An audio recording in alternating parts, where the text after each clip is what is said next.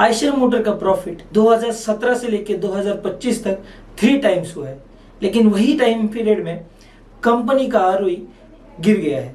ये ऐसे क्यों होता है, आज यही जानेंगे आज की वीडियो में।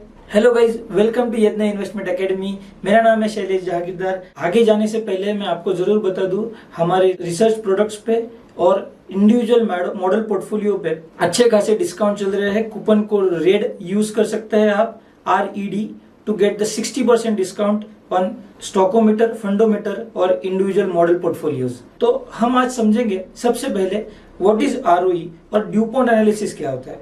ROE मेजर करता है कैपिटल एफिशिएंसी, कंपनी की कैपिटल एलोकेशन एफिशिएंसी, मतलब कंपनी प्रॉफिट कितने एफिशिएंटली जनरेट करती है अपने शेयर होल्डर्स के लिए।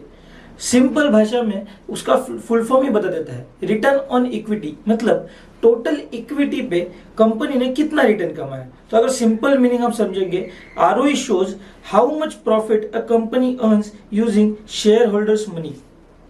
तो एग्जांपल के तौर पे अगर हम एक फॉर्मूला समझने के लिए, अगर कंपनी 20 करोड़ नेट प्रॉफिट कमाती है और कंपनी का टोटल शेयर होल्डर्स इक्विटी अगर 100 करोड़ है, तो हम कह सकते हैं कि ROE 20% हो गया। तो सिंपली इसका फॉर्मूला क्या होता है, net profit upon average share holders equity. तो अगर इसका परसेंटेज देखेंगे तो हमें समझेगा कि कंपनी कितने एफिशिएंटली प्रॉफिट कमाती है। तो ROE समझने के लिए सिर्फ कितने परसेंटेज पे कंपनी ने प्रॉफिट कमाया है ये इंपॉर्टेंट नहीं है, इसके साथ उसका ड्यूपॉन्ट एनालिसिस करना जरूरी है। तो ड्यूपॉन्ट एनालिसिस क्या है? ड्यूपॉन्ट एनालिसिस एक सेग्रीगेशन है टोटल ROE के फॉर्मूला का। ड्यूपॉन्ट एनालिसिस ड्रिवन है मार्जिन्स, फिर असेट एफिशिएंसी और फाइनेंशियल लेवरेज पे। मतलब इसके 3 मेन सेगमेंट्स हैं, 3 मेन बाइफर्केशन है। तो सबसे पहला बाइफर्केशन है प्रॉफिट मार्जिन, मतलब कंपनी क्या मार्जिन पे नेट प्रॉफिट कमाती है, इस पे भी ROE ड्राइव होता है। तो सबसे पहले हम देखेंगे कि प्रॉफिट मार्जिन मतलब how much profit is earn per rupee of sales. फिर दूसरा उसका सेगमेंट है कि असेट टर्नओवर क्या है, मतलब कितने एफिशिएंटली असेट के ऊपर रेवेन्यू जनरेट हुआ है। मतलब इसका फॉर्मूला है total revenue upon average assets. तो मतलब 1 रुपए की एसेट पे कितने रुपीस का रेवेन्यू जनरेट होता है, हम उसमें वो देखेंगे। और तीसरा है इक्विटी मल्टीप्लायर, मतलब लेवरेज कितना यूज किया है। जितना ज्यादा नहीं कह सकते, पर लेवरेज का बेनिफिट कंपनी के नेट प्रॉफिट मार्जिन पे आता है। तो लेवरेज का बेनिफिट कैसे यूज होता है, इससे ROE ड्राइव होता है।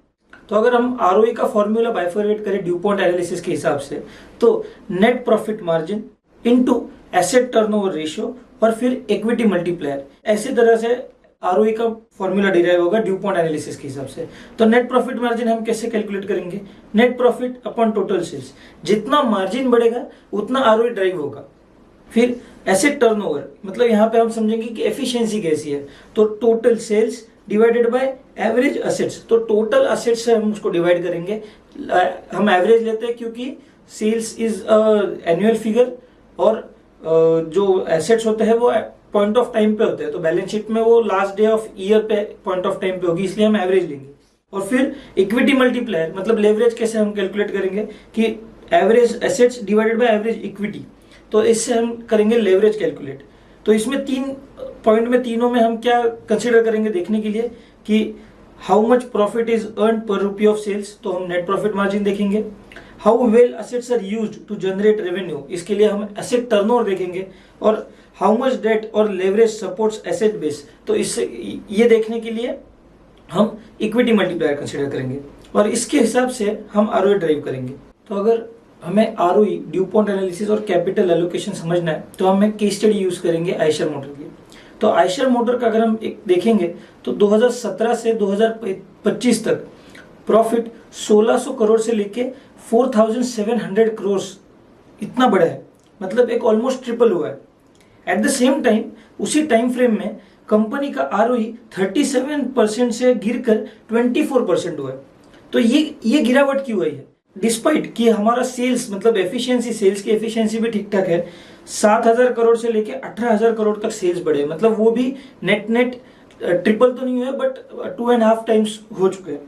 फिर भी ROE अच्छा खासा गिरा है। तो ये क्यों हुआ है, अगर ड्यूपॉन्ट एनालिसिस से हम देखेंगे तो एसेट टर्नओवर और कैपिटल एलोकेशन में एक मिस्टेक दिखती है, यही समझेंगे हम आरओई के कैलकुलेशन पे। तो ये है कंपनी का, अगर हम चार्ट में देखेंगे तो रिपोर्टेड आरओई, तो हम उसका ड्यूपॉन्ट एनालिसिस करने लगे तो हमें दिखा कि नेट प्रॉफिट तो 1600 करोड़ से 4700 करोड़ हुआ है। अगर हम एवरेज इक्विटी देखेंगे तो 5000 करोड़ की 21,000 करोड़ हुई है। तो इसकी वजह से डिनोमिनेटर बेस एक अच्छा खासा बढ़ा है, तो इसकी वजह से जो आरओई है वो 37% से 24% गिरा है। अभी उसका ड्यूपॉन्ट एनालिसिस अगर हम नीचे देखेंगे तो इसमें प्रॉफिट मार्जिन तो 24% से 25% तक गए, मतलब net profit margin are intact, ज्यादा कुछ डिफरेंस आया नहीं उसमें। At the same time financial leverage भी 1.33 से 1.28 टाइम्स हुआ है, मतलब वो भी बहुत ज्यादा उसमें गिरावट आई नहीं है। बट अगर हम एसेट टर्नओवर देखेंगे उसकी वजह से आरओई ड्रैग हुआ है नीचे। 1.18 का एसेट टर्नओवर 2017 में था, वो गिर के 0.75 पे आया है, मतलब 1 रुपए की एसेट पे 0.75 रुपीज का सेल हो रहा है। तो इसकी वजह से जो अच्छे प्रॉफिट मार्जिन पे कमाने वाला बिजनेस आइशर मोटर, उसका भी आरओई नीचे गिरा है। तो ये आरओई गिरने के बाद हमने और डिटेल में एनालिसिस करने के लिए देखा, तो हमें पता चला कि कंपनी के पास इन्वेस्टमेंट्स है, इन्वेस्टमेंट्स इन कोटेड या फिर अनकोटेड बिजनेसेस में उनकी इन्वेस्टमेंट है, और कोटेड इन्वेस्टमेंट है इंडेक्स फंड, म्यूचुअल फंड या फिर कुछ और म्यूचुअल फंड्स में। तो कंपनी के पास अगर हमने एक्सक्लूडिंग इन्वेस्टमेंट देखे तो क्या आरओई आएगा, ऐसे हमने एक एक्सरसाइज रन किया। तो अगेन पैट तो अगर हमने देखा 1600 करोड़ से 4700 करोड़ हमने देखा था, तो उसमें हमने क्या किया कि एक एक्सरसाइज रन करने के लिए टोटल इक्विटी से इन्वेस्टमेंट्स माइनस किए और अदर इनकम और एक्सेप्शनल आइटम्स जो होते हैं वो भी हमने टोटल पैट से माइनस किए।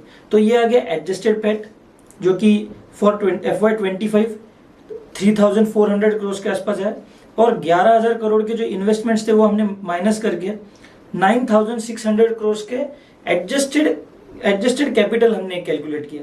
तो इसकी वजह से जो हमारा आरओई है वो 36% आया। ऑब्वियसली अगर हम हिस्टोरिकल देखेंगे तो आरओई, जो एडजस्टेड आरओई है वो भी नीचे गिरा है, 68% से लेकर 36% तक गिरा है। बट रिपोर्टेड आरओई के 22% से ये काफी अच्छा नंबर है। 22% अगेंस्ट 36%, तो 36% is a good number for ROE.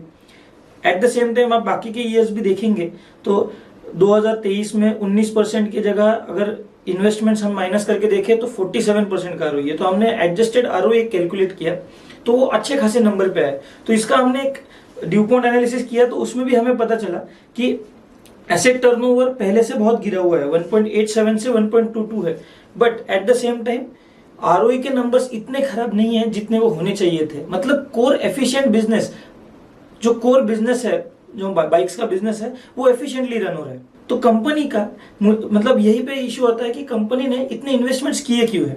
पहले तो हम ये सब देखेंगे कि आरओई डाइल्यूट कैसे करता है। तो टोटल इक्विटी को अगर हम उसमें से इन्वेस्टमेंट माइनस करें तो इक्विटी सिर्फ 9,000 करोड़ की आती है, 9,500 करोड़ की। तो इसलिए रिपोर्टेड आरओई 22% और एडजस्टेड आरओई 36% का आता है। हम FY25 की बात देखेंगे तो कंपनी ये इन्वेस्टमेंट करती क्यों है। See, Eicher motor is a business जो हाई कैश जनरेटिंग बिजनेस है। कंपनी अपने डीलर्स से एडवांस में पेमेंट लेती है, तो इसलिए वो कैश जनरेटिंग बिजनेस है और प्रॉफिटेबिलिटी भी बहुत अच्छे लेवल पे कंपनी करती है। तो वो कैश जो जनरेट होती है वो इन्वेस्टमेंट करनी पड़ती, री इन्वेस्ट करनी चाहिए बिजनेस में, ताकि अगेन वही जो आइडल कैश है उस पे कंपनी रिटर्न्स कमा पाए, जो कंपनी जनरली कमाती है 24-25% पे। बट सिंस कंपनी के पास एक्यूमुलेटेड इन्वेस्टमेंट्स बहुत ज्यादा है, सरप्लस कैपिटल है, एक्यूमुलेटेड इन्वेस्टमेंट्स है, तो इसका मतलब आइशर कैश तो जनरेट करता है पर उससे कोई मेजर री इन्वेस्टमेंट नहीं करता है बिजनेस में, और फिर कैपिटल एक्विजिशन नहीं करता है। कंपनी कोई बड़े बिजनेस को भी एक्वायर नहीं करती है, तो इसलिए रिपोर्टेड आरओई कम दिखता है एक्चुअल आरओई से। अभी कंपनी ये जानबूझ के नहीं करती है। कंपनी के as a Eicher motor as a business उनके पास वो अपॉर्चुनिटी ही नहीं आई है कि कोई बड़ा कैपिटल एलोकेशन कर पाए एक बिजनेस में, या फिर नए बिजनेस में, या फिर करंट जो बिजनेस है उसमें भी, क्योंकि निश बिजनेस में ऑपरेट करती है। अगर हम देखें तो 10,000 करोड़ की इन्वेस्टमेंट्स है एज ऑन FY25 जो नॉन करंट इन्वेस्टमेंट्स है, और 850 करोड़ के अराउंड करंट इन्वेस्टमेंट्स है, तो 11,000 करोड़ के इन्वेस्टमेंट्स आयशर मोटर के पास थे। अभी कंपनी न्यू कैपेक्स साइकिल में जरूर है, बट अगेन कंपनी के पास इतना बड़ा री इन्वेस्टमेंट करने के लिए कोई ऑप्शन नहीं है। और ऐसी टाइम पे कंपनी ने बहुत अच्छा, अगर कंपनी के पास आइडल कैश है तो उसको म्यूचुअल फंड्स में इन्वेस्ट करने की जगह डिविडेंड भी वो दे सकते हैं, बट कंपनी इतना बड़ा स्केल पे डिविडेंड भी नहीं पे करती है। कंपनी का डिविडेंड पे आउट रेशो 40% के अराउंड है, तो इसकी वजह से आरओई भी कम दिखता है और शेयर होल्डर्स को रिटर्न भी नहीं मिलता। दैट्स वाई कंपनी का पी है वो भी रीरेट हो चुका है। अभी आरओई और पीई का क्या संबंध है? जनरली कोई बिजनेस जो हाई आरओई और सस्टेनेबल ग्रोथ दिखाता है तो वो स्ट्रॉन्ग प्रॉफिट अर्न करता है शेयर होल्डर्स के लिए, मतलब जो प्रॉफिट जो कैश अर्न करता है वो री इन्वेस्ट होती है कंपनी में और सस्टेनेबल ग्रोथ क्रिएट होती है, तो इसलिए वैसे कंपनी को हायर पी अलोकेट होता है। अभी लो आरओई है, किसी कंपनी का आरओई ही बाय डिफॉल्ट कम है तो ज्यादा कैपिटल लगता है प्रॉफिट कमाने के लिए, मतलब एक इनएफिशिएंट या फिर कम एफिशिएंसी पे वो कंपनी काम करती है, इसलिए उनको लोअर पी अलोकेट होता है। अभी आयशर मोटर के केस में कंपनी का कोर बिजनेस तो अच्छा चलता है, बट क्योंकि वो कैश जनरेटिंग बिजनेस है और ज्यादा इन्वेस्ट नहीं कर रहे तो कोर बिजनेस में capital is not efficiently deployed, that's why p gets capped. तो मतलब ज्यादा कैपिटल एफिशिएंसी, ज्यादा अर्निंग एफिशिएंसी भी हो और आपके पास इन्वेस्टेबल अपॉर्चुनिटीज नहीं हो तो पी कैप होता है, पी की री रेटिंग हो सकती है। ऐसा भी होता है कुछ बिजनेस में कि फाइनेंशियल लेवरेज बहुत ज्यादा होता है, ज्यादा डेट होता है, तो इसकी वजह से आरओई बहुत ज्यादा दिखता है, तो मार्केट फिर भी उसको पी नहीं देता है क्योंकि डेट बहुत ज्यादा होता है। तो फाइनेंशियल लेवरेज की वजह से अगर आपका आरओई ड्राइव हो रहा है तो एक लिमिट तक ही मार्केट उसको हाई पी अलोकेट करेगा। तो इससे नेट ये समझ में आता है कि कैपिटल अलोकेशन की वजह से कंपनी इन्वेस्टर्स को हाई रिटर्न नहीं कमा के दे सकती है जब आपका कैपिटल अलोकेशन डिसीजन सही नहीं हो सकते। तो की टेकअवेज इसमें क्या है? तो ROE is not just about profit, it measures how company uses shareholders equity to generate profit. कैसे कंपनी वो पैसा यूज करती है टू जनरेट हायर प्रॉफिट्स। अभी आयशर के केस में Eicher's profit has increased but ROE has fell, तो हमने देखा ही 1600 करोड़ से 4700 crore, at the same time ROE 37% से 24% गिरा है। अगर हम आरओई देखेंगे तो हमें ड्यूपॉन्ट एनालिसिस भी देखना चाहिए ताकि रियल पिक्चर सामने आ सके। कैपिटल एलोकेशन डाइल्यूट करता है आरओई को। अभी आयशर के केस में जो निफ्टी जो उन्होंने इन्वेस्टमेंट्स में अमाउंट डाल के रखी है, अलोकेट करके रखी है, वो 25% पे रिटर्न जनरेट नहीं कर पाएगी as if the Eicher motor itself अपने बिजनेस से जनरेट कर पाएगी। और अगर हम देखेंगे तो आयशर मोटर के केस में core business is very strong but ROE नीचे गिरा हुआ है। तो फाइनल मैसेज ऐसा है कि गुड बिजनेस है बट पुअर कैपिटल एलोकेशन है तो भी लोअर शेयर होल्डर्स एफिशिएंसी होती है, तो इसकी वजह से इन्वेस्टर्स के रिटर्न पे एक ड्रैग क्रिएट होता है। तो ये था आरओई और कैपिटल एलोकेशन के बारे में एक डिटेल एनालिसिस और एक केस स्टडी आयशर मोटर के बारे में। अगर आपको ये एनालिसिस अच्छा लगा हो तो कमेंट में जरूर बताइए और हमारे यदना इन्वेस्टमेंट एकेडमी चैनल को सब्सक्राइब करिए। Thank you.